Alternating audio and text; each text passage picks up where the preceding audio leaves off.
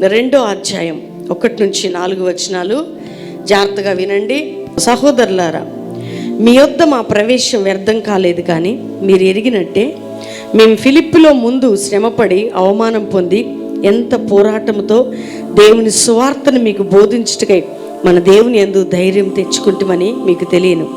ఏలయనగా మా బోధ కపటమైనది కాదు, అపవిత్రమైనది కాదు, మోసయుక్తమైనది కాదు. సువార్తను మాకు అప్పగించుటకు యోగ్యులమని దేవుని వలన ఎంచబడిన వారమై మనుష్యులని సంతోషపెట్టు వారం కాక, మన హృదయములను పరీక్షించు దేవుణ్ణి సంతోషపెట్టు వారమై ఉన్నాము. గట్టిగా చప్పట్లు కొట్టి దేవుని నామాన్ని మయంపరచుదాం. చూడండి, ఈ తెస్సలోనికే సంఘం గురించి పౌలు భక్తుడు ఏమంటున్నాడంటే, మా ప్రవేశము మీ యొద్ద వ్యర్థము కాలేదు. గట్టిగా చప్పట్లు కొట్టాలి, వెనుకున్నవారు లోపల ఉన్నవారు.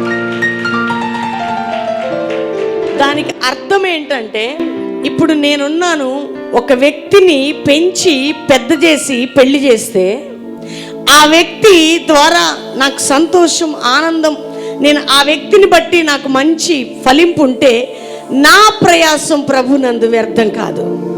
ఒక గొర్రెని దైవజనులు పెంచి, అంటే ఒక విశ్వాసిని ఆత్మీకంగా వారు ఎదిగిన తర్వాత వారు దినదినము అభివృద్ధి పొందుతూ దినదినము క్రీస్తులో ముందుకు సాగుతుంటే ఆ దైవజనుడు పడిన ప్రయాసం వ్యర్థము కాదండి. అంటే నీ గురించి ఎంత ప్రయాసపడినా మా ప్రయాసం వ్యర్థమైంది అనుకోండి, దేవునికి సంతోషం లేదు, మాకు కూడా. చూడండి, ఒక పువ్వు పూయని చెట్టుకి, కాయని చెట్టుకి నీళ్లు పోస్తే లాభం ఉందా? చెప్పండి మీరు. కొంతమంది దైవజనులు అంటారు, నీకు ఎంత చెప్పినా వేస్టేలేమ్మా, ఇక నిన్ను పిలిచిన వేస్టే, నువ్వు ఉన్న వేస్టే, లేకున్నా వేస్టే అంటారు. కానీ ఇక్కడ తెస్సలోనికే సంఘం గురించి పౌలు భక్తుడు అంటున్నాడు, మీ వద్దకు రావటానికి మేము ఎంత కష్టపడ్డామో మీకు బాగా తెలుసు. మా సువార్త కపటమైనది కాదు, మోసమైనది కాదు, అపవిత్రమైనది కాదు. మా ప్రవేశం మీ యొద్ద ఎందుకు వ్యర్థం కాలేదంటున్నానంటే, మీరు రక్షించబడి మారు మనసు పొంది అంతటితో ఆగిపోలేదు, కానీ మీరు అభివృద్ధి చెందుతున్నారు కాబట్టి మా ప్రవేశం వ్యర్థం కాలేదు. గట్టిగా చెప్పట్టుకోండి, దేవుని స్తుతిద్దాం. మీరు అభివృద్ధి చెందితే దైవ సేవకుని ప్రయాసం ఏం కాదండి. నువ్వు నోట్లో ఏలేసుకొని, చిన్నప్పటి నుంచి నోట్లో ఏలు పెట్టుకొని, నీ బిడ్డ 16 సంవత్సరాలు వచ్చినా, 17 సంవత్సరాలు వచ్చినా, 18 సంవత్సరాలు వచ్చినా నోట్లో ఏలేసుకొని ఉందంటే కన్న నీ కడుపు ఎంత ఏడుస్తుందో ఒకసారి ఆలోచించు. తండ్రిగా నువ్వు ఎంత ఏడుస్తావో ఆలోచించు. ఎందుకంటే నీ అన్నదమ్ముల బిడ్డలు బాగున్నారు, నీ అక్క చెల్లెల బిడ్డలు బాగున్నారు, వాడితో పుట్టిన వారు బాగున్నారు, కానీ నీకు 18 సంవత్సరాలు కొడుకున్నా, 18 సంవత్సరాల బిడ్డన్నా నోట్లో ఏలేసుకొని చీకుతూ చిన్నపిల్లలాగా మానసికంగా ఎదగని స్థితిలో ఉంటే ఆ బిడ్డను బట్టి నీ గుండెలో ఏముంటుందో ఒకసారి నువ్వు ఆలోచించు. నీకు దిగులు ఉంటుందా, బాధ ఉంటుందా, వేదన ఉంటుందా? అట్లాంటి బిడ్డను కన్నందుకు సంతోషం ఉంటుందా? చెప్పండి అమ్మా. సంతోషం ఉంటుంది. టీవీ ప్రోగ్రామ్ చూస్తుండొచ్చు, ఇక్కడ నువ్వు కూర్చొని ఉండొచ్చు. కానీ ఒక బిడ్డ సంవత్సరం తర్వాత 2వ సంవత్సరం, 2వ సంవత్సరం, 3వ సంవత్సరం ఆ బిడ్డ ఎదుగుతుంటే ఆ కన్న కడుపు, నేను నిజంగా ఎంత మంచి బిడ్డని కన్నానని ఆ తల్లి నువ్వు తీసిన నొప్పులు వ్యర్థం కాదండి, ఆ తల్లి పడిన ప్రయాసం వ్యర్థం కాదు. దైవజనుడు నిన్ను కనటానికి, నీకు సువార్తను అందించడానికి కష్టాలు పడి, బాధలు పడి, నిందలు పడి, అవమానాలు పడి, వేదన పడి, శ్రమలు పడి, అనేకుల్ని విడిచిపెట్టుకొని ఆ పరిశుద్ధమైనటువంటి సువార్తని, సత్య సువార్తని నీకు అందజేసి నిన్ను పెంచుతుంటే నువ్వు పాలు తాగే పిల్లవానిలాగా, పచ్చి ఏమంటారు, ఇంకా మెత్తటి అన్నం తినే బిడ్డలాగా ఉంటే ఆ దైవజనుని ప్రయాసం వ్యర్థమా కాదా? వ్యర్థం.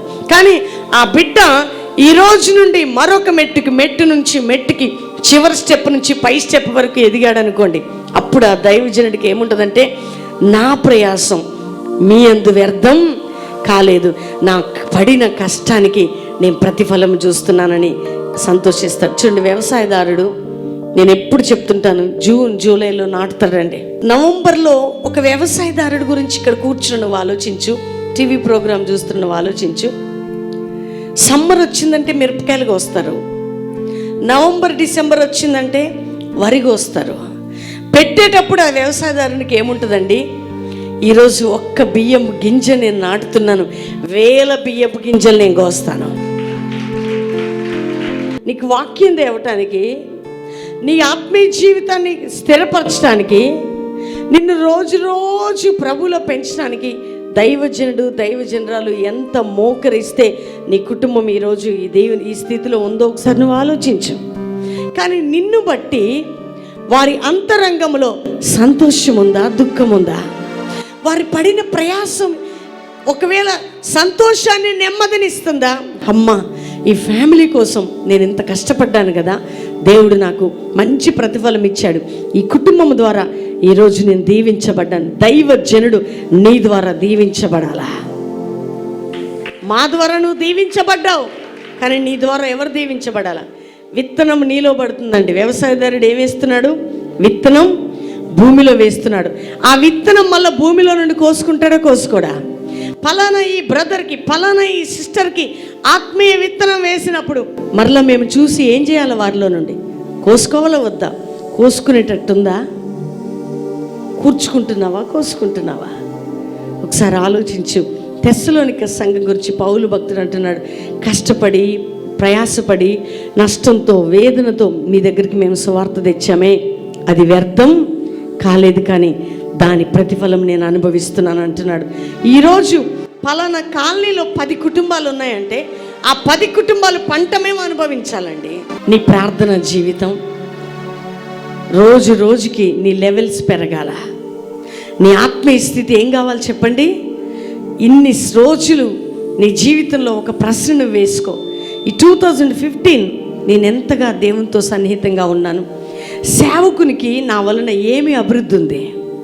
నిజంగా నాకు వేసిన ఎరువు, నాకేసిన విత్తనం, నాకేసిన మందులు, ఇప్పుడు అక్కడ బయట నేను తిరుగుతుంటే వాళ్ళు చెప్పారు నీళ్లు పెట్టట్లేదంటే అడిగితే మేము మందు వేసామన్నారు. దేనికి? గడ్డికి. ఆ గడ్డికి మందు వేసేది ఎందుకు? ఆ చెట్లకు మందు వేసేది ఎందుకు? ఎరువేసేది ఎందుకు? అవి ఫలించడానికి. ప్రతి ఆదివారం నీకెందుకు వాక్యం? ప్రతి శుక్రవారం నీకెందుకు వాక్యం? ప్రతిరోజు ప్రార్థనలకి రమ్మని, అప్పుడప్పుడు ఫాస్టింగ్ ప్రేయర్స్, అప్పుడప్పుడు 50 days, అప్పుడప్పుడు 21 days, అప్పుడప్పుడు 3 days, అప్పుడప్పుడు 40 days. ఎందుకు నిన్ను ఎంకరేజ్ చేసేదంటే నీ చెట్టు ఎండిపోకుండా నువ్వు ఫలింపులోనికి రావటానికి. చాలా చెట్లు ఎండిపోయిన స్థితిలో ఉంటున్నాయి దేవుని బిడ్డలారా, జీవం లేదు ఈ దినాల్లో. కానీ ఎండిపోయిన అనుభవములు ఉన్నటువంటి నీ జీవితంలో ఈరోజు ప్రభు నీతో మాట్లాడుతున్నాడు. పరిశుద్ధాత్మ దేవుడు నిన్ను దర్శిస్తుండగా నీ జీవితాన్ని మార్చుకో. మరి నీ దైవజనుడు అభివృద్ధి అవుతున్నాడు, ఆయన కుటుంబం స్పిరిచువల్గా అభివృద్ధి అవుతుంది. మరి నీ సంగతి ఏంటి? పౌలు రోజు రోజు పరిగెత్తేవాడండి. తన ప్రయాసం ప్రభునందు వ్యర్థం కాలేదు. తెస్సలోనిక సంఘాన్ని నీ గురించి దైవజనుని గుండెల్లో ఒక ఆనందం ఉండాలమ్మా. సేవకుని హృదయంలో ఒక సంతోషం ఉండాలా.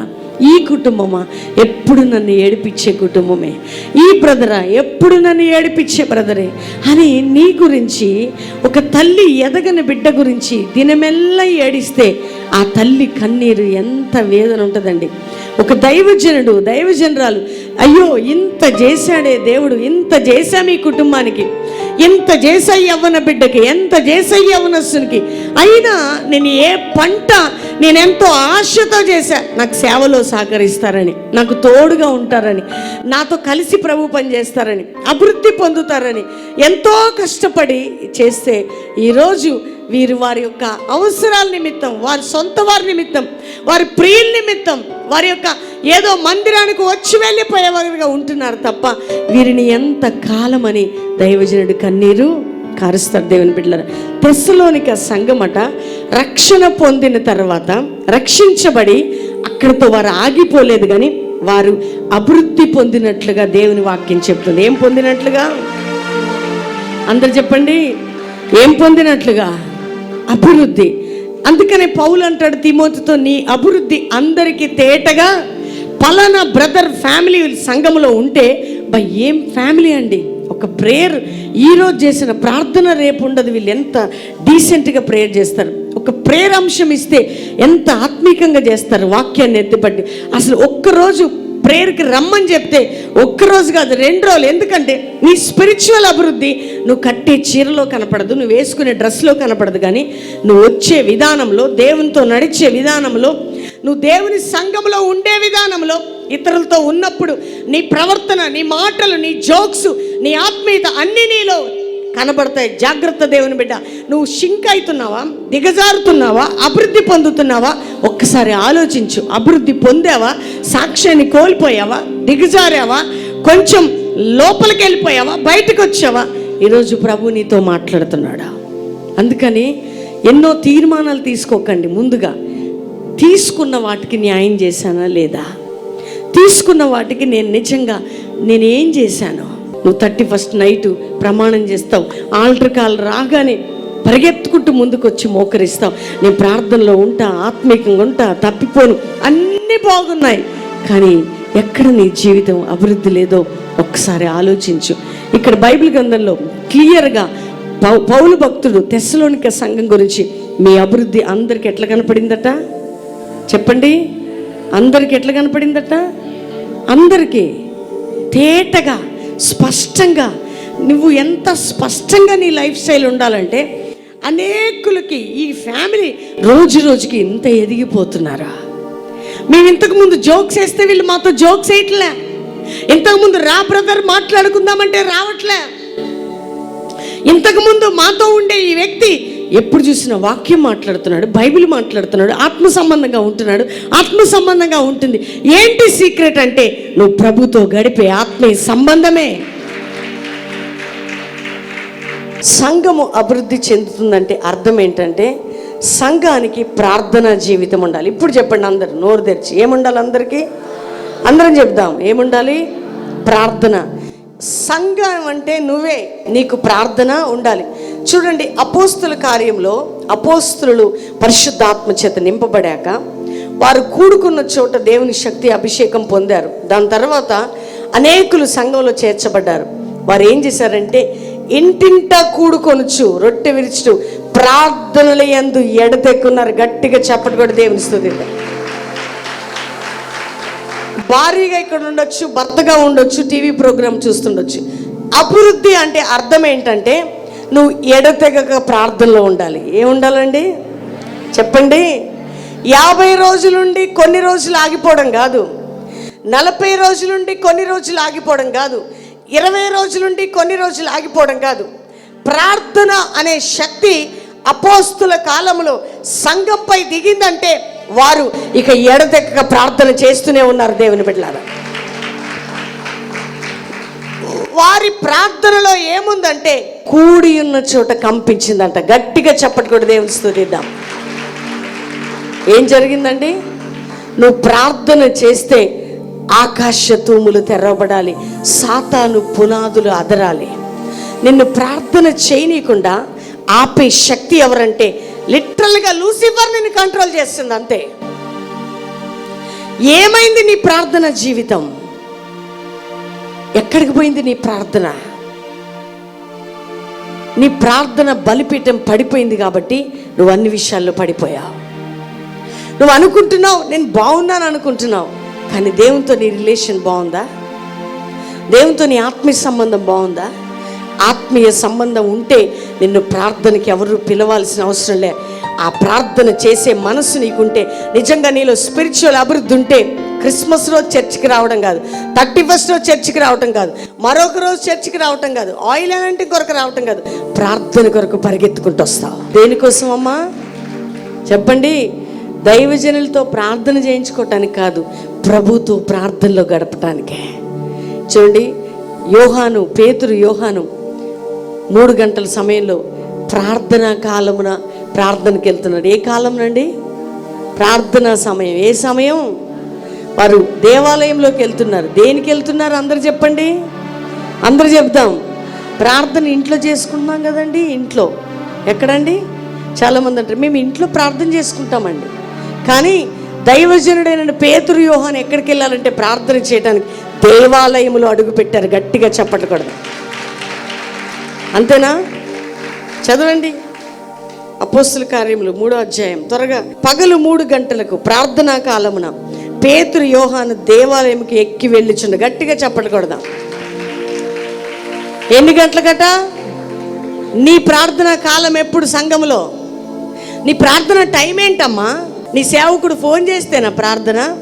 ఇక్కడ దైవజనులైన వీళ్ళిద్దరు కూడా ఎక్కడికి వెళ్తున్నారు? పేతురు యోహాను దేవాలయంలోకి. ఎన్ని గంటలకట? ఏ కాలం అట? అందరు చెప్పండి. ప్రార్థనకి ఒక సమయం ఉంది. అది ఎక్కడ? నీ ఇంట్లో చేసుకోవడం కాదు, దేవాలయంలోకి వెళుతూ ఉండగా పుట్టినది మొదలుకొని కుంటివాడు అక్కడ ఉంటే ఆయన స్వస్థపరిచి దేవాలయంలో అడుగుపెట్టారండి. అంటే దైవజనులకి దేవుని ఆలయంలోకి వెళ్ళి ప్రార్థన చేసే అనుభవం ఉంటే నీకుండొద్దా అని ప్రభు ఈరోజు అడుగుతున్నాడు. ఎంతో మంది ప్రార్థన చేసుకుంటున్నామండి, మేము ఇంట్లో ప్రేయర్లో గడుపుతున్నామని అనుకుంటారు. కానీ ఏది నీ అభివృద్ధి? నువ్వు ఇంటిలో ప్రార్థన చేస్తే ఏది నీ స్పిరిచువాలిటీ? ఇంట్లో నువ్వు ప్రేయర్లో గడిపితే ఏది నీ ఆత్మీయత? దేవునితో నీకు మొదటిగా చెప్పాను, రిలేషన్ కరెక్ట్ ఉంటే సేవకునితో రిలేషన్ కరెక్ట్ ఉంటుంది. నీకు సంఘంతో రిలేషన్ కరెక్ట్ ఉంటుంది. సంఘంలో ఉన్న వాళ్ళందరితో మాట్లాడతావు, ఊరు నాటి వాళ్ళందరితో మీటింగ్స్ పెడతావు. కానీ దేవునితో లేకుండా, సేవకునితో లేకుండా ఎంతమందితో నీకు రిలేషన్ ఉంటే ఏంటి లాభం? ఇక్కడ పేతురు యోహానికి ఒక సమయం ఉందండి. దేవుని ఆలయంలోకి పగలు ఇంచుమించు ఎన్ని గంటలకట? అందరు చెప్పండి. అక్కడ కొర్నేలి ప్రార్థన చేస్తున్నాడు. కొర్నేలికి ప్రార్థన కాలం ఉందా? ఉంది. పేతురుకి ప్రార్థన సమయం ఉందా? ఉంది. యోహానికి ప్రార్థన సమయం ఉందా? ఉంది. సంఘానికి ప్రార్థన సమయం ఉందా? దేవాలయంలోకి వెళ్ళి ప్రార్థన చేయాలా? చూడండి, ఎప్పుడైతే అపోస్తులు ఇట్లాంటి ప్రార్థన చేశారో ఆ అపోస్తుల కాలంలో ఈ యొక్క భూలోకాన్ని తల్లకిందులుగా చేసేవారు వచ్చున్నారని సాక్ష్యం వచ్చింది. ఏం జరిగింది నీ జీవితంలో? నేను లైవ్ ప్రోగ్రాంలో జనవరిలో పాల్గొన్నాము. ప్రేయర్ ఆయిల్ మీరు అక్కడ పెట్టుకొని దాన్ని రాసుకొని నోట్లో వేసుకొని తాగాను. అప్పటి నుండి ఇంతవరకు అసలు తాగుడు జోలికే తాగుడు జోలికే లేదు. అప్పటి నుండి అసలు తాగుడు జోలికి లేదు. కుటుంబంలో ఇప్పుడు చాలా ప్రశాంతంగా ఉన్నాం. దేవుడు నన్ను చాలా ఆశీర్వదించాడు. ఇక్కడికి ప్రతి నెల 2వ శనివారం ప్రతి నెల వస్తున్నాము. జూలై నుంచి 20వ తారీఖు మా బజార్లో ఉన్న వాళ్ళందరినీ తీసుకొచ్చాను. నేను తాగరికి మారానని చెప్పి అందరిని తీసుకొచ్చాను ఇక్కడ ఆగస్టు 20వ తారీఖు. నీ మార్పు చూసి మీ ఊరు వాళ్ళందరూ ఏమనుకుంటున్నారు? అసలు నువ్వు మారటం ఏంట్రా అన్నారు. అసలు నేను ఇంట్లో ఎవరిని పట్టించుకునేది కాదమ్మా. డ్యూటీకి పోయి రావటం, తాగటం, పోయి పండుకోవటం. భయంకరంగా తాగానమ్మా. కుటుంబంలో ఒక 5 పైసలు కూడా ఉండేది కాదు. 20,000 సంపాదించిన 30,000 వచ్చినా 5 పైసలు ఉండేది కాదు. ఈరోజు దేవుడు నాకు ₹1,00,000 చిట్టి కట్టుకోవడానికి అవకాశం ఇచ్చిండు. ప్రతి నెల 5,000, 6,000 రూపాయలు నాకు మిగులుతున్నాయి. Praise lord. అదండి అద్భుతం. నేను ప్రామిస్ ల్యాండ్కి 5,000 రూపాయలు మొన్న స్పాన్సర్ చేశామ్మా. నాకు దేవుడు చాలా దీవించిండు. చాలా దీవించారు. ఎక్కడి నుండి వచ్చారు నాన్న? ఖమ్మం నుంచి. ఎన్ని సంవత్సరాలు తాగావు? 28 సంవత్సరాలు. 28 సంవత్సరాలు తాగాడంటండి. ఇల్లు పట్టించుకోలే, కుటుంబాన్ని పట్టించుకోలే. ఇతను మారడం ఏంటని ఊరంతా అనుకుందట. అతనితో పాటు 20వ తారీఖు అందరూ వచ్చారట. ఈరోజు తన జీవితం ఏంటి తెలుసా? అప్పు ఇచ్చే స్థితికి దేవుడు ఇచ్చాడండి. డబ్బు లేని వాడిని దేవుడు మంచి బ్లెస్డ్గా దీవించాడు. ఇక్కడికి వచ్చి ప్రార్థన చేయించుకోవటం, లైవ్ కార్యక్రమంలో పాల్గొనటం ద్వారా దేవుడి కుటుంబంలో గొప్ప కార్యం చేశాడు. ఖమ్మం నుంచి దేవుని నామాన్ని మయంపరచడానికి వచ్చాడు. ఎన్ని సంవత్సరాలు తాగాడు? 28 సంవత్సరాలు తాగాడండి. దుఃఖం, ఏడుపు. పిల్లలు ఇక తాగుబోతు అనే వాళ్ళు విలువలు లెక్క చేయకపోయేది. మన లైవ్ చూశాక ఇక మీరు ఖమ్మం వచ్చిన తర్వాత ఆ లైవ్ ద్వారా ప్రార్థన చేసి ఆయన ప్రేయర్ వేయటం, పడుకొని ఉంటే మంచి నీళ్ళల్లో వేయటం అట్లా చేసిన తర్వాత ఇక జనవరి లాస్ట్ వారంలో ఆదివారం లైవ్ చూసి పశ్చాత్తాపడి ఇక అయ్యగారు ప్రార్థన చేశారు ఆ రోజు తాగుబోతుల గురించి. ఇక అన్నాడు అప్పటి నుంచి ఇక పూర్తిగా తాగుడు బంద్ అయ్యింది.